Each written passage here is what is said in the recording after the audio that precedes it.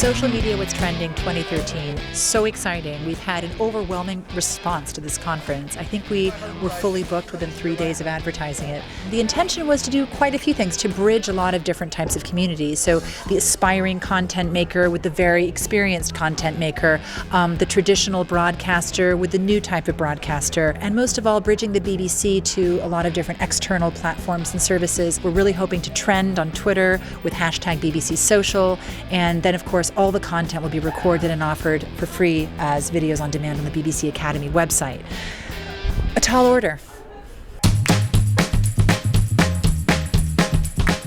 You know, you look at the size of the BBC's platform and the amount of engagement it gets on Twitter and on a lot of the sort of broader social sites. You know, I think it's really starting to join up and get quite fun. So, you know, I think they've got a scale that the rest of us don't, but looking at which bits of that we can try and take and learn from, that's, you know, there's a lot of good stuff there to look at. We've been talking about the power of content curation, a way for that to kind of help you navigate the waters online and disseminate information. I think there are masses of ways for the BBC to get involved on Pinterest, so we really should work together to make sure that you've got the pin it buttons in the right places and you're using the right types of pins to get the most kind of exposure for the content on the platform. So today I was talking about how you connect with the HD generation, as I call them, the head-down generation. It's that generation that are continually looking down at a screen. And I believe that if we really want to connect with young people and bring young people into the BBC, which I believe Radio 1's job is, then we need to somehow work out how do you get people's attention? How do you get them spending time with you on that mobile device? News organizations are starting to catch up to the fact that mobile technology is extremely powerful and efficient in terms of creating news content and media content in general.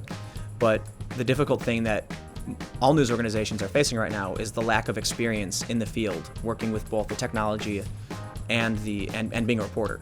It seems like the BBC have really got it, and a lot of their shows now have social and things like that. I think the next step, not just for the BBC, for everyone, is in finding ways to integrate that properly into the shows so it doesn't feel like bolted on or an afterthought, so it feels like it's properly part of the show.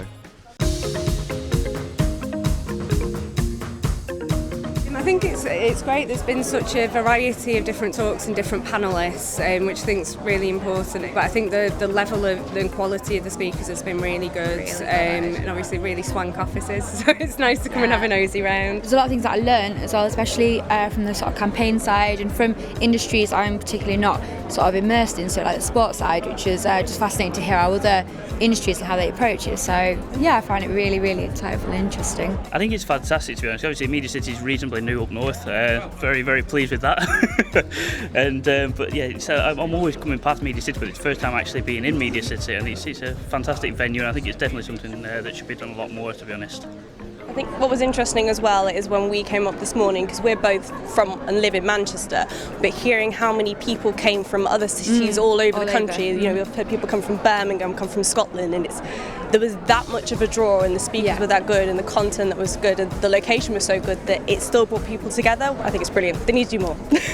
Today was a phenomenal success. We had so many brilliant speakers here today. The panels, you never know how those combinations of speakers are going to work out. How will the dynamic work? And it was just fantastic. I mean, the chairs really asked, difficult questions, challenging questions, got the most out of the panelists, from The Guardian to The Telegraph to Newsnight to Vice. There were so many interesting people here, and we were lucky to be able to live stream for the first time ever to the public-facing web, sessions from the BBC conference in combination with external experts and speakers, and all 11 hours of content have been recorded and will be available on demand for free on the BBC Academy website. So we really feel like we're bringing this content and these conversations to the widest audience we possibly can, and we're really encouraging people to continue the conversation with us on Twitter with hashtag BBC Social.